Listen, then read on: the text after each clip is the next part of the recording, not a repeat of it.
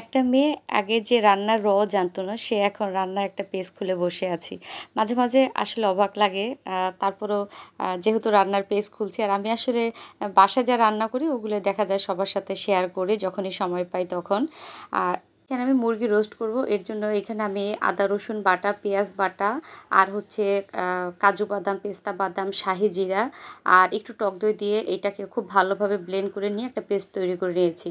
তারপরে এখানে আমি ফ্রাই প্যানে দিয়ে তারপরে এখানে শুকনা মরিচ গুঁড়া দিয়েছি আর দারচিনি, এলাচ, তারপরে তেজপাতা একটু মশলা দিয়েছি। অনেকে দিতে পারেন, নাও পারেন।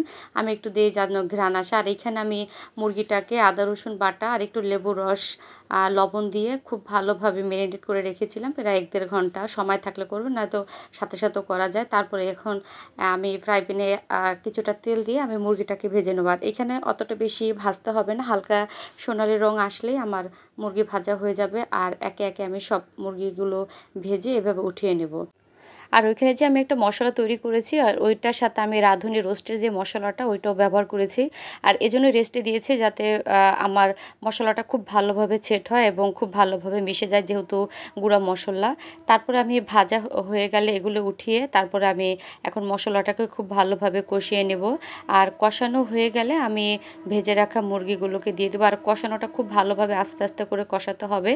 আর একটা ঘ্রাণ খুব ভালোভাবে আসবে, তখন বুঝে যাব যে হ্যাঁ, আমার মশলাটা কষানো হয়ে গিয়েছে বা তেল ছেড়ে দিবে। তারপরে আমি রোস্টের যে মুরগিগুলো ভেজে রেখেছিলাম সোনালি করে হালকা, ওগুলোকে দিয়ে খুব ভালোভাবে মিশিয়ে নেব। আর আস্তে আস্তে আমি আসলে এই কাজটা করব। একটু ধৈর্য সহকারে আমার রোস্টটা রান্না করতে হবে। আর এখানে আমি এই যেন একটু মিষ্টি মিষ্টি ভাব আসে, আর এই জন্য আমি চিনি দিব। অনেকে চিনি নাও দিতে পারেন, কিন্তু আমার কাছে রোস্ট এগুলোতে একটু মিষ্টি মিষ্টি ভাব খুব ভাল লাগে। আর আমার ছেলে মেয়ে খুব পছন্দ করে। তারপরে আমি আবার এটাকে খুব ভালোভাবে কষিয়ে নিয়ে আর এখানে ঝোলের জন্য আমি পুরোটা দুধই ব্যবহার করব। আর দুধের সাথে আমি একটু হালকা লেবুর রস দিয়ে নিয়েছি, যেহেতু আমি টক দই ওখানে অল্প ব্যবহার করেছি। তারপরে আমি এখানে আর আসলে পানি দেব না। আমার দুধের যে একটা গ্রেভিটা আসবে ওইটা খুব ভালো লাগে। আপনারা চাইলে এখানে পানিও দিতে পারেন, কিন্তু আমি আসলে শুধু দুধ দিয়েই করব। তারপরে এই তো দুধ দিয়ে আমি কিছুটা নাড়াচাড়া করব। আর মাংসের থেকেও একটা পানি বের হবে ওইটা, আর আমার যে পরিমাণ দুধ দিয়েছি ওইটার পানিতে যা আসবে আমার রোস্ট সিদ্ধ হয়ে যাবে। তারপর আমি ঢেকে দিয়ে কিছুটা সময় রান্না করব। আর বেশি সময় লাগবে না, দেখা যায় আমি যদি আস্তে আস্তে রান্না করি খুব কম সময় হয়ে যাবে। তারপর ঢেকে আমি এটাকে রান্না করতে পারি। পানি এসে আমার যে পরিমাণ হয়ে গেছে, আমার রোস্টও সিদ্ধ হয়ে গিয়েছে।